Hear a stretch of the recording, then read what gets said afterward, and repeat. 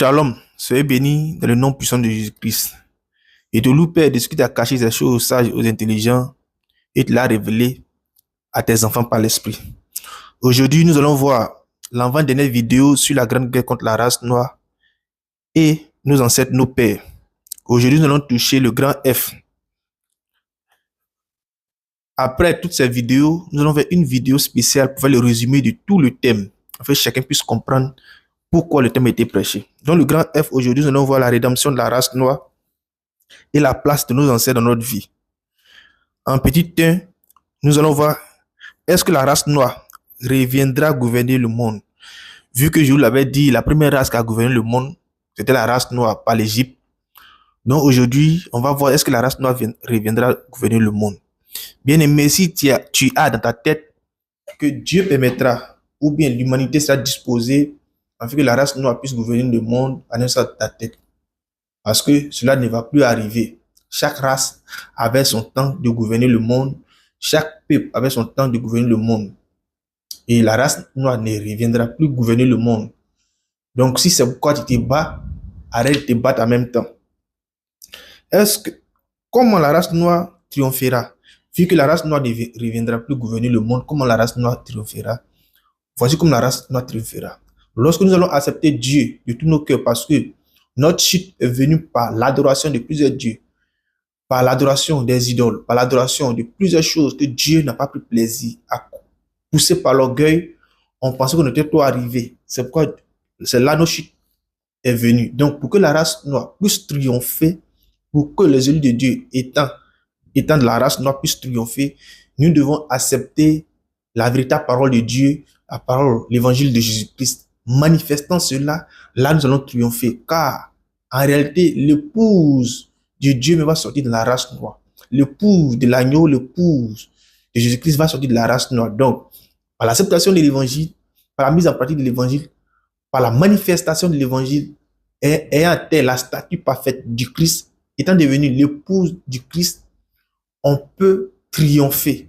Pas pour dominer les autres races, pas pour les assujettir, mais pour que nous soyons aussi, entre guillemets, appelés des hommes, parce que nous sommes dans certains domaines appelés et considérés comme des animaux, ou bien nous sommes mal vus.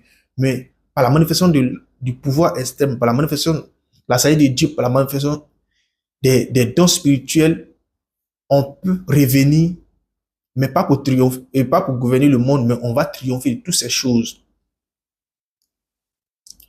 Lorsque nous allons manifester cela, vous verrez, on va créer plusieurs choses. Les choses que les gens créent aujourd'hui, des bombes et des fusées. Lorsqu'on va accepter notre véritable nature en tant qu'élu de Dieu, en tant qu'épouse adivine de Dieu, c'est là on va faire toutes ces choses, toutes ces inventions, toutes ces choses que l'on crée, nous allons créer, toutes ces choses sont cachées dans les Écritures.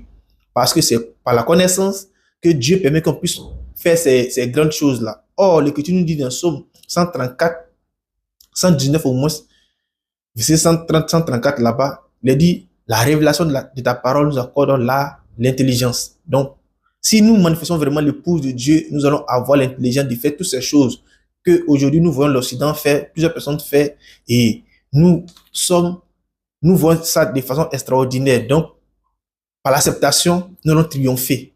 Pas parce que nous allons gouverner le monde, pas parce que nous allons dompter les autres races, mais nous allons triompher de toutes ces choses-là. Et des fausses adorations aussi. Quelle est la position de nos ancêtres dans notre vie? Bien aimé, la position de nos ancêtres dans notre vie aujourd'hui, ce n'est pas d'aller adorer les dieux qu'ils adoraient. Non et non. Ce n'est pas d'adorer les dieux qu'ils adoraient. Non et non. Aujourd'hui, si on doit considérer nos ancêtres dans nos vies, c'est pour leur lutte. Ceux qui ont lutté pour que nous puissions être indépendants. Ceux qui ont lutté pour que nous soyons considérés comme les humains aussi. Ceux qui ont lutté pour que on puisse garder la bonne moralité de l'Afrique. On puisse garder ce que Dieu nous a donné comme potentiel, c'est-à-dire la conscience de la nature, nos bonnes moralités, le bon comportement. Ceux qui ont lutté pour ces valeurs-là, eux, on doit les honorer. Pas parce qu'on doit les prier, pas parce qu'on doit adorer les dieux, non. Mais on doit honorer leur lutte. On doit aimer les luttes, on doit honorer les luttes. Donc aujourd'hui, la place de nos ancêtres dans notre vie, dans notre société, c'est le combat qu'ils ont effectué, le combat qu'ils ont fait pour nous. Ils ont combattu les colons pour que nous soyons indépendants. Nous sommes heureux pour cela. Ils ont combattu les colons, mais plusieurs personnes pour que nous soyons aussi considérés comme les hommes. Alléluia. Mais pas parce qu'ils ont combattu, pas parce qu'ils ont triomphé, pas parce qu'ils ont été des bonnes personnes à l'époque que nous devons adorer l'esprit qu'ils ont adoré, le Dieu qu'ils ont adoré. Non et non. Donc, on doit faire la différence des combats. On doit avoir le combat ou bien regarder la vision que nos ancêtres avaient. Cette vision est que nous soyons des humains, considérés aussi comme des humains, que nous soyons des personnes qui peuvent faire plusieurs inventions. Voici nos combats. Mais si, exemple, on dit telle personne, peut-être, et un président de la République avait gouverné, voici la lutte qu'il avait fait pour l'Afrique noire ou pour la race noire, on doit aimer cette lutte, on doit lutter pour cette lutte. Mais si on dit l'adorer des fétiches, on n'a pas le droit d'adorer les fétiches. C'est la lutte. C'est par la lutte que nous devons les honorer. Donc pour honorer un ancêtre, pour honorer nos parents, c'est les bonnes valeurs qu'ils ont laissées à l'Afrique, les bonnes valeurs qu'ils ont laissées à la race noire. Ce sont ces bonnes valeurs que nous devons travailler dessus, nous devons perpétuer sur la terre pour ne pas que nous tombions dans l'abomination, pour ne pas que nous tombions dans tout ce qui est comme homosexuel, pour ne pas que nous tombions dans tout ce qui est abomination. Mais les luttes qu'ils ont fait, nous devons nous engager pour ces luttes-là. Voici la place de nos ancêtres dans notre vie. Pas pour que nous puissions adorer les esprits, si vraiment ils adoraient des bois, des animaux, non, c'est pas ça, ça n'a rien à voir. Donc, relevons les défis, la lutte qu'ils ont commencé, continuez cette lutte-là. Donc, ne mélangeons pas la lutte et l'adoration. Si les adorations étaient abominables, mais ils ont fait une bonne lutte, on doit continuer la lutte, mais on doit laisser leur adoration. C'est par ces mauvaises adorations qu'aujourd'hui nous sommes tombés. Ok. Comment nos ancêtres étaient sauvés, vu qu'ils n'avaient pas l'évangile? Parce que l'Écriture nous dit qu'on croira sera sauvé. Donc, comment nos ancêtres étaient sauvés, vu qu'ils n'ont pas connu l'évangile? Ceux qui sont morts avant que, entre guillemets, les colons ne viennent avec les Écritures, la Bible en Afrique, et ceux qui sont morts pendant que les colons étaient avec la Bible ici, et jusqu'à aujourd'hui. Bien aimé, lorsqu'on prend Actes 17:30, la Bible dit Dieu ne tient pas compte des temps d'ignorance. C'est le premier verset.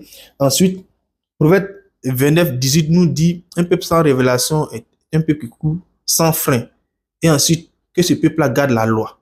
Donc, et l'Écriture nous dit dans 1 Pierre 3:18-19 que lorsque Jésus-Christ est mort, son esprit allait sauver les personnes qui étaient condamnées depuis le temps de Noé. Donc, voici ces versets. Donc, bien aimé, comment nos ancêtres étaient sauvés? Nos ancêtres étaient sauvés par la loi que Dieu a scellée dans nos cœurs. Parce que Dieu a écrit sa loi dans nos cœurs. Le bon comportement. Tant que nos ancêtres ont eu un bon comportement, ont bien marché, ont marché dans la piété, dans la sincérité, ils sont sauvés lorsqu'ils vont mourir. Ceux qui n'ont pas connu l'évangile. Je ne parle pas de ceux qui ont connu l'évangile et qui ont rejeté l'évangile. Et pas de ceux qui n'ont pas connu l'évangile, qui n'ont pas connu la véritable parole, qui était cachée quelque part là-bas. Mais à cause de leur bon comportement, à cause des bonnes œuvres, ils sont sauvés parce que l'évangile n'est pas venu à eux. Mais ceux qui ont écouté l'évangile une fois de leur vie et ils ont rejeté, je ne parle pas d'eux-mêmes. Ceux qui n'ont jamais écouté l'évangile, ils sont dans les quatre coins de la terre et qui avaient un bon comportement, ces personnes sont sauvées. Et bien aimé, je vais plus loin. Dieu n'aime pas seulement ceux qui sont de l'évangile, mais ceux qui sont appelés en guillemets, qui sont dans sa parole. Dieu aime plusieurs personnes sur la terre, mais cependant, ceux qui manifestent sa portion, sa puissance, ceux qui ont manifesté sa portion à une époque, sont ces personnes-là, on rend témoignage d'eux dans les Écritures. Sinon, Dieu aime tout le monde, Dieu aime plusieurs personnes sur la terre, mais ceux qui ont manifesté puissamment sa portion, sa volonté sur terre, c'est eux les noms qui sont inscrits dans les Écritures. Ok, la différence entre le kémitisme, l'animisme, la spiritualité africaine et ensuite le polythéisme. Bien aimé, il faut savoir que dans le kémitisme, il y a le polythéisme. Qu'est-ce que le polythéisme? Le polythéisme, c'est l'adoration, mais la croyance en plusieurs dieux. Ça, c'est le polythéisme. Dans le kémitisme, il y a plusieurs dieux. Donc, le kémitisme, c'est la croyance de plusieurs dieux. Et il faut savoir, le kémitisme, c'est l'adoration et Des personnes, on avait parlé de, c'est-à-dire l'Égypte antique. Voilà, c'est l'adoration de l'Égypte antique. D'où c'est la spiritualité de l'Égypte antique. C'est ça qu'est le kémitisme. Donc, si vous voyez des personnes qui se font appeler kémitistes, mais kémites aujourd'hui, c'est que nous retournions au moins à l'adoration des Égyptiens, des premières races et des personnes qui avaient la race noire qui dominait le monde hier. Donc, c'est leur adoration qui est le kémitisme. Or, si nous retenons là-bas, il y a un problème parce que c'est à cause de leur adoration que Dieu, dans sa colère, nous a arraché le monopole, la puissance, l'autorité et du monde. Et il a donné ça à une autre race. Donc, nous ne devons pas retenir là-bas. Donc, les kémitistes, aujourd'hui, si nous devons lutter, en guillemets, avec ces personnes-là, c'est qu'on doit lutter pour l'évolution, pour l'éducation, pour le bon comportement, pour la connaissance de la nature, pour l'amour, pour tout ce qui est bon. Mais en ce qui concerne l'adoration, nous ne devons pas retenir là-bas. Et ensuite, il y a l'animisme. L'animisme, c'est la croyance. Dans l'animisme, il y a la croyance de la nature, la croyance des autres. Chez eux, toutes ces choses ont un esprit, mais cependant, ils croient un Dieu qui est grand, mais on ne connaît pas le nom de ce Dieu-là. Voici le problème chez ces personnes. Voici le problème chez ces personnes. Ils croient un Dieu qui est grand, mais on ne connaît pas le nom de ce Dieu. Mais chez nous, dans le christianisme vrai, nous savons qu'il y a un Dieu qui est au-dessus de tout Dieu. Et ce Dieu-là est appelé Jésus-Christ. Pas parce que Jésus, fils de Marie, qui est mort à la croix, est le Dieu invisible. Non, non. Non, non. Parce que Dieu n'est pas un corps physique, Dieu n'est pas un être humain. Mais c'est parce que Dieu s'est manifesté puissamment, pleinement. C'est quoi? Dieu a porté son nom. Sinon, l'esprit qui a parlé à Moïse, l'esprit qui a travaillé avec les prophètes avant le corps de Jésus, n'était pas appelé Jésus-Christ. Non et non. Mais à cause que parce que c'est le seul corps qui a abrité en lui la plénitude de Dieu, que Dieu, en guillemets, a décidé de porter son nom, a porté son nom. Sinon, nous n'adorons pas un esprit et un corps physique, nous n'adorons pas un être humain, mais nous adorons l'esprit éternel qui est au-dessus de tous ces esprits-là. Donc, bien aimé, le combat, pour nous les Africains, le combat, surtout nous, la race noire, ce n'est pas de laisser le véritable Dieu, qui est Jésus-Christ, et adorer d'autres dieux en mettant dans nos têtes que le christianisme ou la Bible est venue vers nous et nous les Africains, la race noire, pour nous assujettir. Non. C'est ceux qui ont pris les Écritures, la Bible venue vers nous, qui avaient une mauvaise intention. Sinon, l'Écriture ne nous enseigne pas toutes ces choses-là.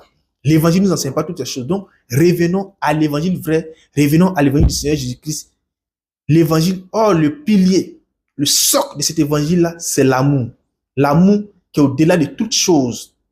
Donc, bien aimés, soyez bénis de le nom puissant de Jésus-Christ. Donc, le rôle de nos ancêtres dans notre vie, c'est reconnaître les luttes, reconnaître les combats qui étaient pour nos souverainetés et qui étaient pour notre bien. Mais en ce qui concerne l'adoration, on n'a rien à voir. On n'a rien à voir. Mais les piétés, les sincérités, les bons cœurs, les mentalités qui étaient pieuses et bonnes, on doit copier et on doit l'éduquer à nos enfants. Mais pour l'adoration, pour les masques qu'ils adoraient, pour les eaux qu'ils adoraient, pour la nature, ou bien ils égorgeaient les moutons, des bœufs, peut-être même des humains, on ne doit pas reproduire cela. Mais tout le bon comportement qu'ils ont eu, toutes les luttes qu'ils ont eues pour que nous soyons vraiment libres, nous devons lutter, nous devons continuer à batailler pour cela. Donc, soyez bénis. Shalom. Que le Seigneur Jésus-Christ soit avec vous.